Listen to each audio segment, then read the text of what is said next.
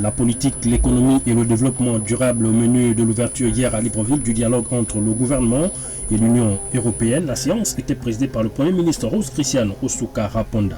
L'employabilité et l'amélioration de la protection sociale des jeunes préoccupent le gouvernement. Hier, le ministère de l'Emploi et de la Formation professionnelle a lancé une formation sur la méthodologie d'acquisition des outils de conduite d'une mission d'audit.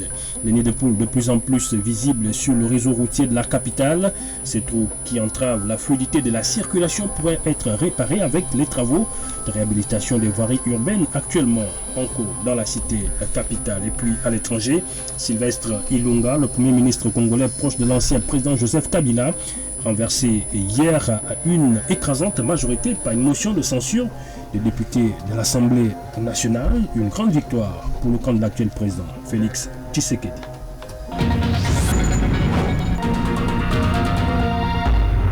Bonjour messieurs, dames et merci d'avoir choisi Radio Gabon pour vous informer. À l'entame de cette édition d'Information Arnaud, on parle du dialogue entre notre pays, le Gabon, et l'Union européenne, dialogue qui s'est ouvert hier à Libreville. Le dialogue est placé sous la présidence du Premier ministre, chef du gouvernement Rose Christiane Osuka Raponda, et il tourne autour de plusieurs sujets d'intérêt commun, à savoir la politique, l'économie et le développement durable. On fait le point avec Renou Saou.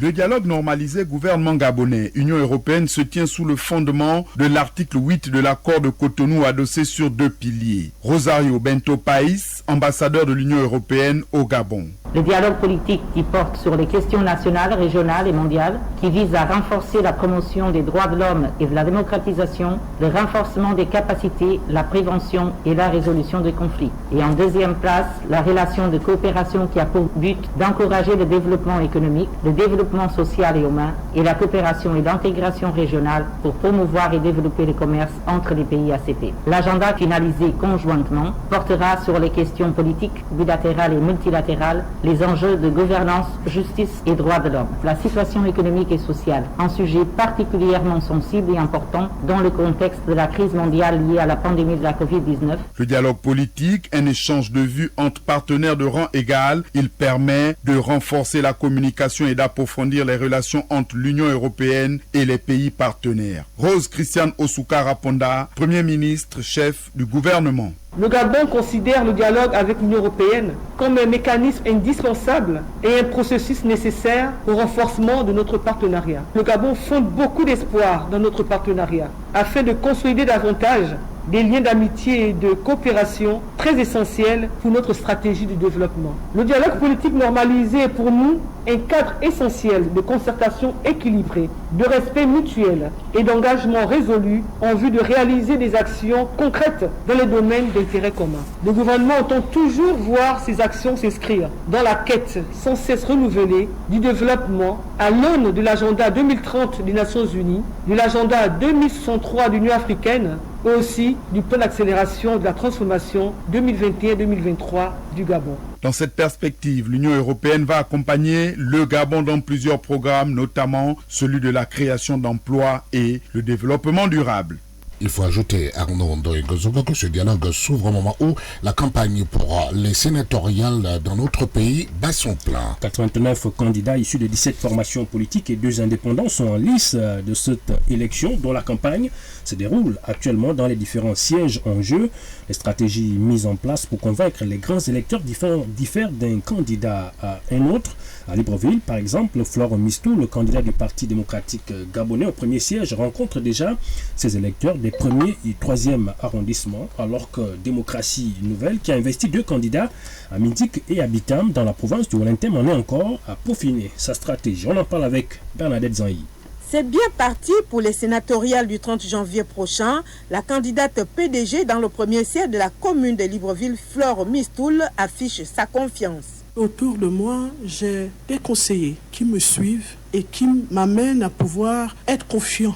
Je voudrais ici et humblement demander à tous les conseillers du premier siège de Libreville de pouvoir m'accompagner. Aux conseillers PDGistes, je dirais, c'est derrière le DCP que nous devons pouvoir réussir ce challenge. Certes une femme, mais une femme pleine de conviction. Ma foi religieuse m'amène à attendre le 30 janvier lorsque le CGE aura proclamé les résultats. À Démocratie Nouvelle, son porte-parole Jonathan Tutumungom affirme que son parti met des stratégies pour prendre à contre-pied ses adversaires dans les sièges de Lokano à Midik et d'Untem à Bitam. Démocratie Nouvelle n'entend pas aller avec la fleur au fusil. Nous pouvons avoir un nombre de conseillers inférieur aux autres partis, mais dans le domaine politique, 4 conseillers peuvent s'avérer nécessaires par rapport aux partis qui ont peut-être 19 ou 22 conseillers. L'élection étant à bulletin secret, nous pensons que nous pouvons tirer notre épingle du jeu en fonction de la stratégie que nous avons mise sur pied. Dans ce challenge, 91 candidats sont en course pour 52 sièges. Ajoutés à cela, 15 sénateurs nommés par le président de la République. Et toujours en rapport avec les sénatoriales, Arnaud, les candidats investis par le Parti démocratique gabonais dans la province du Haut-Ogooué reçoivent le soutien des membres du bureau politique de la province. Vincent de Paul Massassa, par ailleurs ministre du pétrole, du gaz et des hydrocarbures, ainsi que des mines, a témoigné tout son soutien à l'ensemble des candidats du parti au pouvoir dans sa province au cours d'une rencontre à laquelle prenait part notre reporter Ahmed Rayanzingi. Mandaté par le membre du bureau politique du Parti démocratique gabonais, Vincent de Paul Massassa, par ailleurs ministre en charge du pétrole, une délégation conduite par son conseiller politique s'est rendue à Franceville à l'effet de préparer l'arrivée dans le Haut-Ogooué de ce dernier qui, en sa qualité de membre du bureau politique, entend soutenir les candidats investis par le PDG dans le cadre des élections sénatoriales. C'est d'ailleurs dans cette perspective que l'émissaire du ministre du Pétrole, Béchir Pemangoy, a rencontré tour à tour en présence du délégué administratif du Parti démocratique gabonais, Albert Ngamizoku, les militants Joachim Lekogo, maire central de la commune de Franceville, Joël Leumbu, président du conseil départemental de Lampassa, Joséphine Bakoussou, maire du 1er arrondissement, Louis Etimantuo, maire du 2e arrondissement, Elodie Sanjo, maire du 3e arrondissement de Franceville et Abdoul Youma, maire du 4e arrondissement. C'est sous cette ambiance militante que le ministre du Pétrole, membre du bureau politique, Vincent de Paul Massassa, sera accueilli par l'ensemble des conseillers municipaux et départementaux de la commune de Franceville avec pour seul et unique objectif la victoire finale à travers la régénération et la revitalisation.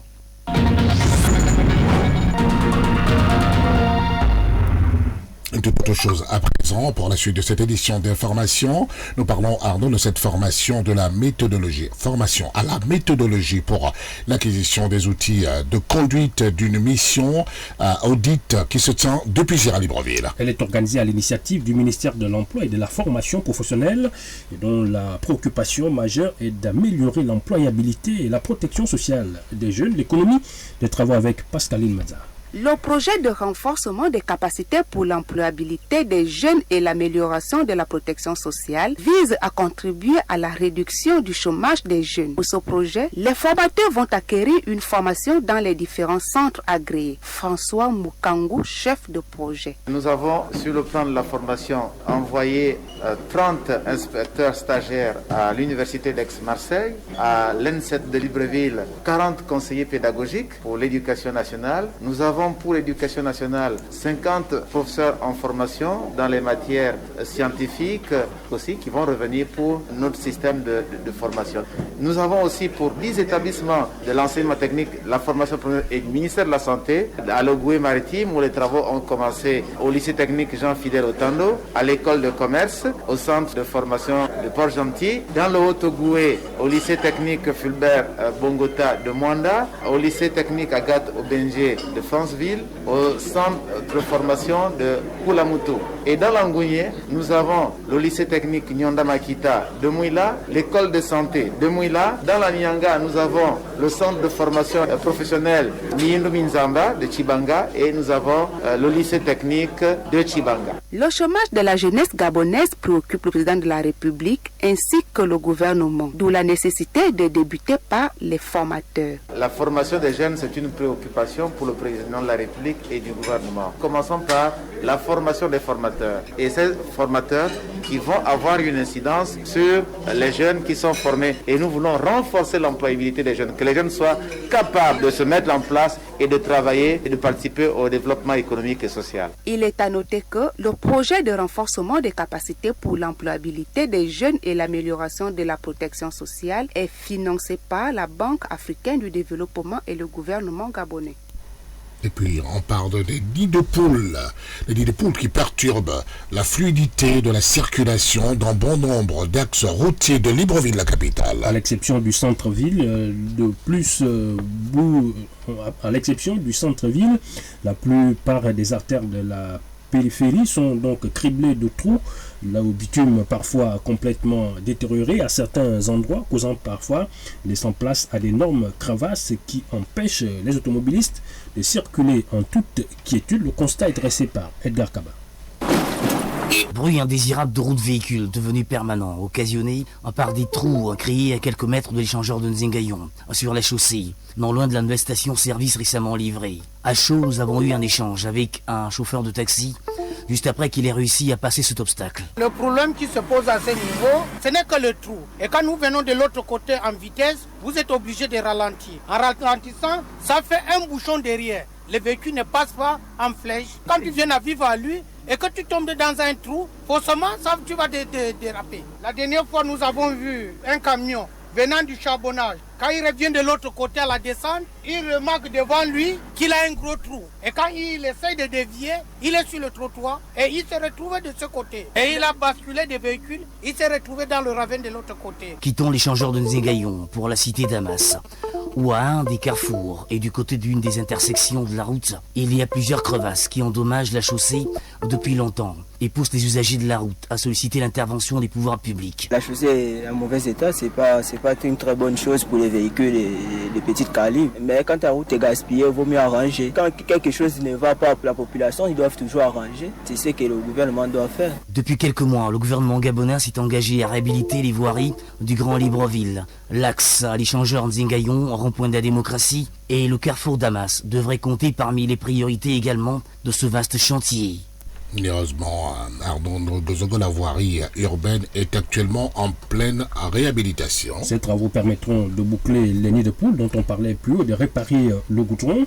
Ils sont exécutés par les entreprises spécialisées dans les travaux publics. Et c'est l'équipe de la communication présidentielle qui s'est rendue sur le terrain pour se rendre compte du démarrage des travaux. Aline Zila. Après le passage du président de la République, Ali Bongo Ondimba, en novembre dernier, dans certains quartiers de la capitale gabonaise, les engins et les ouvriers s'attellent à rendre plus praticables les routes de Libreville. Le démarrage des travaux de réhabilitation des voiries urbaines est bien visible. En témoigne la mobilisation des équipes sur le terrain. La route, facteur de développement, est une préoccupation de premier plan pour le chef de l'État. Le programme d'urgence initié sous son impulsion permettra d'apporter une réponse concrète à la problématique du réseau routier urbain en état de dégradation en de nombreux endroits de la capitale. Quelques riverains se sont prononcés quant à l'effectivité de ce démarrage des travaux. Depuis que les travaux ont commencé, nous remarquons que la route est quand même un peu mieux. Ce n'est plus comme avant, vous-même vous remarquez. Avant, il y avait les lacs, mais depuis qu'ils ont arrangé, nous remarquons qu'il y a de l'évolution. Mais nous ne voulons pas que ça reste comme ça. Ils doivent être soit les goudrons, soit les pavés. Mais si ça reste comme ça, c'est pas bon. Il y aura toujours des creux. Et pour avoir un taxi, c'est compliqué. Depuis qu'ils ont commencé, les voitures circulent bien, vous le voyez, vous le constatez, ça va. C'était pas comme ça auparavant. C'était pire, comme vous le voyez là. Mais comme ils ont commencé, il faudrait qu'ils terminent comme ils ont débuté. Depuis que les travaux ont commencé, vous voyez, vous-même vous remarquez, c'est plus ou moins praticable. Sauf que comme ils sont encore en sentier, quand il pleut, c'est vrai que c'est un peu compliqué, mais c'est mieux qu'avant. Ça va de mieux en mieux par rapport à la situation d'avant. Donc tout ce qu'on espère, c'est que le délai des travaux soit respecté, parce qu'ils ont écrit 6 mois sur la pente. À Bizango et Mindobé, comme dans de nombreux quartiers de Libreville, l'initiative est saluée par les usagers de la route. Le programme, qui intègre le plan d'action prioritaire recommandé par le chef de l'État, devrait bénéficier au plus grand nombre au terme des travaux.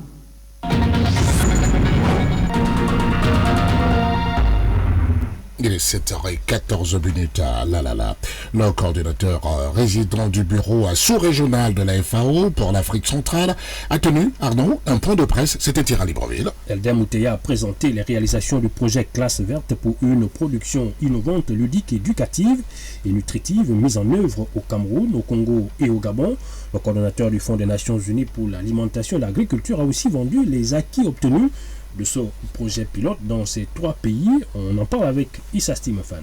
L'atelier de clôture du projet pilote des classes vertes a permis à 3 pays de la sous-région de bénéficier de techniques agricoles adaptées. Lors d'un point presse, les perspectives et les recommandations de cet atelier ont fait l'objet d'un éclairage. Elder Mouteia, coordonnateur du bureau sous-régional FAO pour l'Afrique centrale. Au total, près de 300 personnes, dont les enseignants, les agents d'agriculture et professionnels de santé et nutrition, ainsi que les parents d'élèves dans chaque pays, ont été aussi formés sur l'agriculture et les systèmes alimentaires sensibles à la nutrition. Combinant les techniques de production par les micro-jardins et la nutrition pour pouvoir à leur tour former 6121 élèves et lycéens, 1714 au Cameroun, 1407 au Congo et 3000 au Gabon. Les acquis de ce projet pilote ont été énumérés. Au niveau sous-régional, un manuel de formation sur les techniques innovantes de production et de nutrition a été élaboré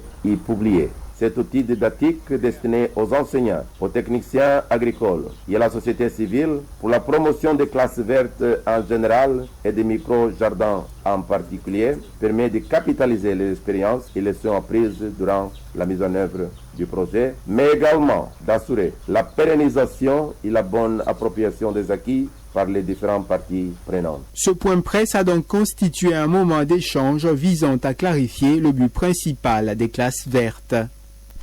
Et peu avant ce point presse, Arnaud, le représentant sous-régional de la FAO, a donc clos l'atelier relatif à ce projet à classe verte. L'atelier s'était tenu les 25 et 26 janvier dernier et sa clôture s'est faite par visioconférence en simultané au Cameroun, au Gabon et au Congo.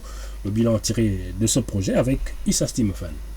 Éveiller chez les jeunes l'amour de l'agriculture, c'est l'ambition que s'est donné le projet pilote des classes vertes, soutenu par l'Organisation des Nations Unies pour l'alimentation et l'agriculture, ayant valorisé auprès de 3 États de l'Afrique centrale des techniques innovantes, ludiques, éducatives, en mettant l'accent sur la valeur nutritive des aliments. Aïssa Mamadoul Taïbou, chargé de la nutrition pour l'Afrique centrale au bureau sous-régional de la FAO. C'est en fait valoriser l'agriculture en montrant le double aspect, non seulement celui de réduire ou d'éliminer la faim, mais également de nous protéger contre certaines maladies à travers la prise en compte de la nutrition. Donc pour nous, il était important de mettre en œuvre ce projet au niveau des écoles. Les élèves se sentent plus intéressés parce que ça a ce côté ludique amusant qui les amène à s'impliquer pour que même pendant les vacances, les activités puissent continuer et pourquoi pas même au niveau des ménages, que ces techniques innovantes soient aussi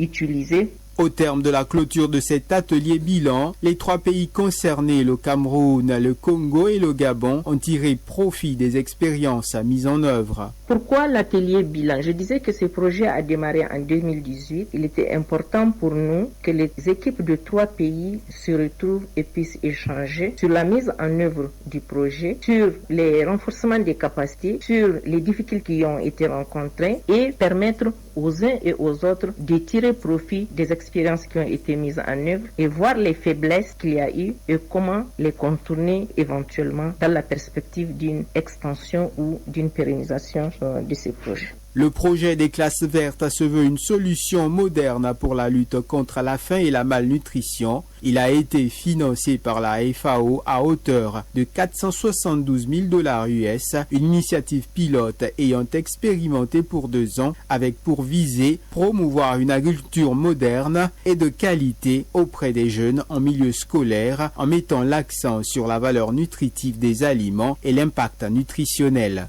Issa Stimefan, ne vous éloignez pas. Issa, la page internationale, vous allez la signer tout à l'heure et vous allez nous conduire en République centrafricaine et en République démocratique du Congo. Direction Port-Gentil, l'intérieur du pays, Arnaud Gozogo pour la suite du journal. Nous parlons de ce phénomène, le phénomène des photographes ambulants qui se sont emparés de la capitale économique. Oui, ces photographes sont très connus sous l'appellation de shooters. Ils ont envahi les rues du chef-lieu de la province de l'Ogooué-Maritime. L'activité est exercée par des jeunes qui trouvent là un moyen de se prendre en charge et de s'occuper de leur famille. Radio Gabon Port-Gentil, Lubion Djembi. Sous l'autorité du président par intérim, la haute autorité de la communication s'est réunie le mardi 26 janvier 2021 Postés à chaque carrefour, devant des grandes surfaces et dans les marchés, des jeunes gens armés d'un appareil photo numérique filment, le plus souvent à la surprise des concernés. Appelés généralement des shooters, ces photographes ou techniciens de l'image, qu'ils soient amateurs ou non, utilisent l'environnement et différents plans pour cadre, dans le but de délivrer une version esthétique de l'image à la clientèle. Je suis un nouveau shooter au nom de Mouega Didoné. On ne peut pas aussi rester les mains croisées et à la fin de la journée, on gagne quelque chose et on peut nourrir notre petite famille. Mais ce qui est difficile, c'est que la population ne comprend pas la chose de la même façon que les autres. On reçoit des menaces, mais après explication et aussi au vu de l'image qui est bien centrée, nette, bon, ils finissent par prendre. Ce phénomène qui a vu le jour il y a quelques mois à Port-Gentil voit la participation de la gente féminine. Je me prénomme Lila, j'ai 22 ans et je suis shooteuse professionnelle. J'ai appris le métier pendant les vacances avec des amis qui sont eux aussi des shooters. Et comme j'ai aimé, je me suis lancée là-dedans. Vu que pour l'instant je ne pars plus à l'école, j'ai préféré faire de ça un métier. C'est vrai que c'est rare de trouver des filles shooteuses, mais bon, moi je ne me limite pas. Ce que je peux faire comme métier, je m'attelle à le faire. Et donc j'aimerais conseiller toutes mes sœurs gabonaises à ne pas attendre autour des hommes et à ne pas rester assises à la maison. Nous vivons dans un monde où la femme essaie de devenir indépendante, essaie de faire quelque chose d'elle-même. Il est à noter que pour devenir photographe indépendant, l'on n'a pas forcément besoin de diplôme pour autant, mais c'est un métier qui ne s'improvise pas. Il est vivement conseillé de suivre une formation. Radio Mandji, Ludwig Djembi pour Radio Gabon. La référence. Parlons à présent de la Haute Autorité de la Communication qui vient de se réunir en séance plénière extraordinaire. C'était à son siège de Libreville, non ? C'était pour procéder à l'examen du microcosme médiatique national. De cet examen, il ressort que la RAC, ces derniers temps, la presse, notamment celle dite en ligne, s'illustre.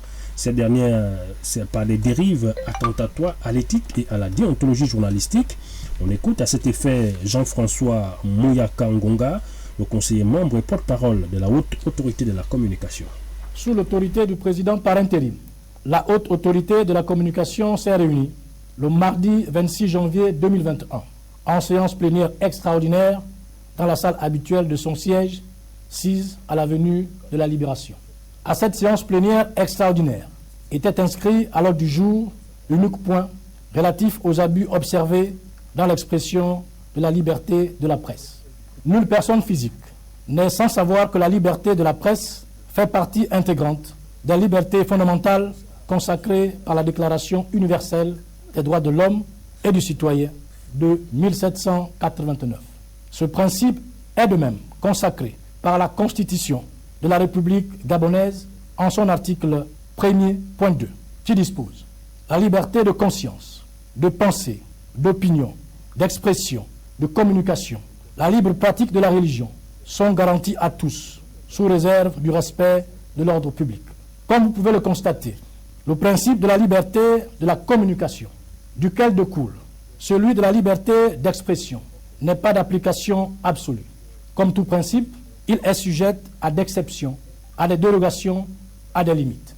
La Haute Autorité de la Communication constate pour le regretter que depuis un certain temps, la presse gabonaise, notamment certains médias en ligne, s'illustre par de graves manquements dans le traitement de l'information au quotidien. Le respect de l'observation des exigences de la presse, que sont le principe du contradictoire et l'équilibre de l'information, semble de plus en plus bafoué pour ne se place qu'aux dénonciations calomnieuses, à la diffamation et au non-respect de l'honneur, de la dignité et de l'intégrité morale d'autrui. Suite à ce constat, la Haute Autorité de la Communication invite les journalistes au strict respect des règles éthiques et déontologiques qui régissent leur profession, en faisant montre de professionnalisme et de responsabilité. La suite de cette édition d'information sur Radio Gabon, la référence avec Issa Stinefan. Bonjour Issa. Bonjour Bruce, bonjour à tous. La page africaine avec de suite la République démocratique du Congo. L'Assemblée nationale a fait tomber le Premier ministre Sylvestre Ilunga. Une écrasante majorité a voté une motion de censure contre le Premier ministre proche de l'ex-président Joseph Kabila. Elle a été adoptée à une large majorité, 367 en faveur sur 377 votants. Pour les députés défendant cette motion, le gouvernement du pro-Kabila Sylvestre Ilunga était incompétent, il n'a pas tenu ses promesses, par exemple, dans le secteur de la sécurité. Ces députés citent aussi les massacres dans l'est de la RDC, la présence d'armées étrangères sur le territoire congolais ou l'insécurité grandissante dans les villes. En République centrafricaine, les habitants de la ville de Boire dénoncent les violences des groupes armés. Située effectivement dans le corridor d'approvisionnement de Bangui, cette ville a été le théâtre de violents affrontements ces derniers temps, créant ainsi des problèmes d'insécurité, des violences touchant aussi les acteurs et infrastructures humanitaires. Les habitants sont victimes de pillages, de viols, ayant pour conséquence la réduction ou la suspension de leurs activités. Merci beaucoup. Ici à la courte pause et les nouvelles de sport.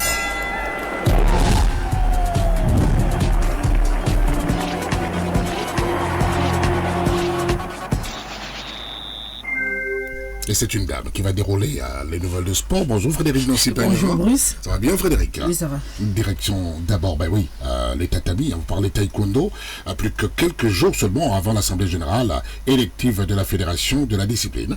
Oui, la normalisation du taekwondo prend fin dans 72 heures avec l'organisation de l'élection à la présidence de la Fédération. Le comité de normalisation s'est préparé activement pour achever son œuvre. Ulrich Coupongoy pour le compte rendu de ses travaux. L'Assemblée générale élective de la Fédération gabonaise de taekwondo se tient ce dimanche 31 janvier 2021. Le nouveau président fédéral de la discipline sera connu à l'issue du scrutin. Le comité de normalisation est à pied d'œuvre pour constituer le collège électoral. Augustin Mwinga Ondeme, président sortant de la Fédération gabonaise de taekwondo. La mission du comité de normalisation jusque-là se déroule bien. Depuis l'état des lieux de vérification des clubs et des ligues, le renouvellement du bureau de ces ligues, tout le monde leur a fait confiance. Cette confiance devrait, à mon avis, et très logiquement, être étendue jusqu'aux élections. Ce dernier exhorte tous les pratiquants du noble art martial à faire preuve de sagesse et de maîtrise pendant le déroulement du scrutin. J'aimerais dire au collège électoral composé exclusivement de présidents de ligue, qu'ils ont entre leurs mains l'avenir de notre discipline. Il faut donc qu'ils agissent dans le sens de la responsabilité et qu'ils donnent au taekwondo le président que nous attendons tous. Le président sortant de la dite fédération est confiant quant à la réussite de cette assemblée générale nécessaire à la relance du taekwondo sur le plan national et international. Arrivé à l'élection signifie que tous les préalables ont été remplis. Je pense notamment à la sélection des dossiers de candidature. Le collège électoral étant bien identifié et connu, rien ne devrait empêcher le bon déroulement de cette élection. Tous les acteurs devront jouer le jeu, que tout se passe très bien. C'est l'image du taekwondo. À noter que 3 candidats postulent au poste de président fédéral, Denis Bumba, Bembo Mwanza et Andamné Lafleur. L'information sportive nationale, c'est aussi ce stage de renforcement des capacités en basketball des journalistes sportifs qui débute demain. Thème retenu, basketball, son jeu et ses règles. 5 modules au programme dans les techniques de base de l'écriture journalistique, la déontologie, l'histoire du basketball gabonais, le terrain, schéma tactique et les règles du jeu. Ce séminaire est une initiative de l'Union gabonaise de la presse sportive et de la Fédération gabonaise de basketball. Parlons à présent, Frédéric, de handball, de sport de main à un autre évidemment. Handball senior, messieurs, Égypte 2021. Les quarts de finale ont pris fin hier et l'Égypte est éliminée. Oui, c'est le mondial. Seul pays africain encore en liste. L'Égypte a joué son bateau pour décrocher le ticket des demi-finales, mais est tombé face au Danemark, le tenant, le champion en titre. Les deux équipes n'ont pas pu se départager après 60 minutes du temps réglementaire, ni après 2 périodes de 2 fois 5 minutes de prolongation arrêtée à 35 buts partout. La séance des jets de 7 mètres, aussi folle que la rencontre, a été remportée 4-3 par le Danemark. En demi-finale, le Danemark affronte demain vendredi l'Espagne, vainqueur contre la Norvège 31-26. Dans les autres matchs des quarts de finale de ce 27e mondial de handball, large victoire de la Suède face au Qatar 35-23. La France s'impose face à la Hongrie 35-32. La France et la Suède s'opposent en demi-finale ce vendredi également. L'information en football, Frédéric Dancy-Pagna, c'est le Chêne Cameroun 2021. On connaît tous les qualifiés en quart de finale. Oui, c'était la troisième et dernière journée de la phase de poule. La Guinée-Conakry en quart de finale après le score de parité 2 buts partout contre la Tanzanie. C'est suffisant puisque le Sili national local de Guinée n'avait besoin que d'un petit point pour valider son ticket pour les quarts de finale. Dernier qualifié pour les quarts de finale, la Zambie. Les Zambiens également pouvaient se contenter d'un nul. Chose faite après le score vierge contre la Namibie. La Guinée-Conakry et la Zambie rejoignent donc en quart le Mali, le Cameroun, la RDC, Congo, le Maroc et le Rwanda.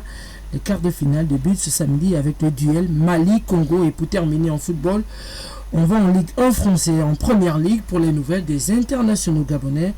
Hier, 20e journée Ligue 1, le dernier Laurent recevait le 18e Dijon de Bruno Ekwele Manga et Didier Ibrahim Dong, le défenseur gabonais Ekwele Manga, buteur lors de l'affiche André Degab, a tout juste permis à son club d'égaliser à un but partout. Lorient s'impose grâce à un but contre son camp du portier dijonnais Anthony Rassiopi dans le temps additionnel, score final 3-2. Ibrahim Dong a écopé d'un carton jaune. Rien ne va pour Dijon qui reste scotché à la 18e place. Hier en soirée également, 20e journée Première Ligue.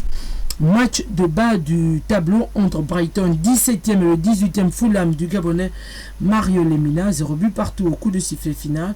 Le club du Gabonais compte désormais 2 défaites et 2 nuls en championnat depuis le début de l'année et reste dans la zone de relégation. Mario Lemina a fait son entrée en cours de match. Frédéric Dancy-Pagna pour les nouvelles de sport, un tour complet, vous l'avez remarqué, messieurs, dames. Et nous refermons cette portion d'information par la voix de Arnaud Ondo Ngozogo. À retenir, Bruce, que la politique, l'économie et le développement durable étaient au menu de l'ouverture hier à Libreville du dialogue entre le gouvernement et l'Union européenne. La séance était présidée par le Premier ministre Rose Christiane Osuka Raponda. L'employabilité et l'amélioration de la protection sociale des jeunes préoccupent le gouvernement. Le ministère de l'Emploi et de la Formation professionnelle a lancé hier à Libreville une formation sur la méthodologie d'acquisition des outils de conduite d'une mission d'audit. Les nids de poules de plus en plus visibles sur le réseau routier de la capitale, ces trous qui entravent la fluidité de la circulation pourraient être réparés avec les travaux de réhabilitation des voiries urbaines actuellement en cours dans la cité capitale. À l'étranger, Sylvestre Ilunga, le Premier ministre congolais, proche de l'ancien président Joseph Kabila, renversé hier à une écrasante majorité par la motion de censure des députés de l'Assemblée nationale.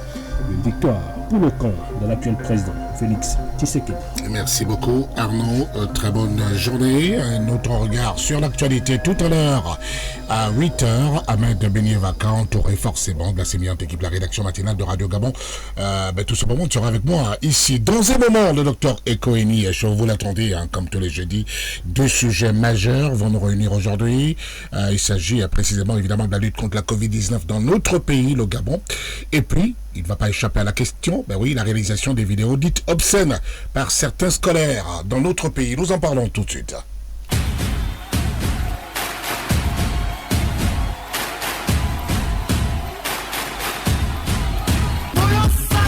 La matinale de Radio Gabon, du lundi au vendredi de 6h à 9h. Une présentation de Bruce Walker Mapoma. Au programme de l'information, de la bonne humeur, des anniversaires, de l'horoscope, la chanson de la semaine et des grands reportages. La matinale de Radio Gabon, c'est aussi des chroniques et des portraits des grandes figures de l'histoire du Gabon, de l'Afrique et du monde. L'émission mêle l'actualité, interviews et chroniques sur fond de musique variée. L'esprit est familial, le ton convivial. La matinale de Radio Gabon, c'est tout simplement Mbolo Samba.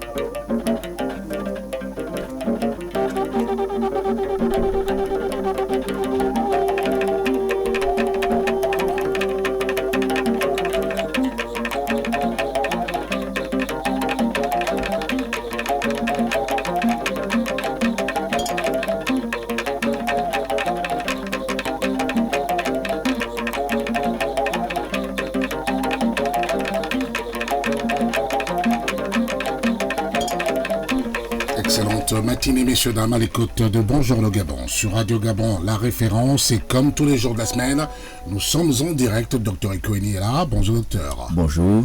Bonjour à nos éditeurs fidèles. Ça va bien, docteur? Très bien, merci. Ils vous attendent de jeudi, les auditeurs fidèles de Radio Gabon. Avec plaisir. Ils vous attendent. Merci. Et puis, deux sujets, j'ai annoncé tout à l'heure. Nous parlerons de la lutte contre la Covid-19 dans notre pays. Dans un moment, ce sera pour sortir. Mais commençons, puisque vous êtes expert en éducation comportementale, docteur Ekoeni, commençons par évoquer un peu cette histoire de vidéo obscène, choquante, des filles inscrites au lycée Joe Dabani, y compris au lycée technique d'Ovendo, qui enflamment la toile aujourd'hui. Une réaction, Dr Ekoeni, vous avez certainement regardé ces vidéos comme moi, comme tout le monde, comme tous les Gabonais, mais choqués véritablement parce que nous voyons aujourd'hui. Que se passe-t-il réellement, Dr Ekoeni? Qu'arrive-t-il à la jeunesse sacrée de notre pays? Merci pour cette question à laquelle je m'attendais tout naturellement, parce que ça fait partie d'un des domaines de notre travail, bien sûr, de notre compétence. En effet, ces vidéos qui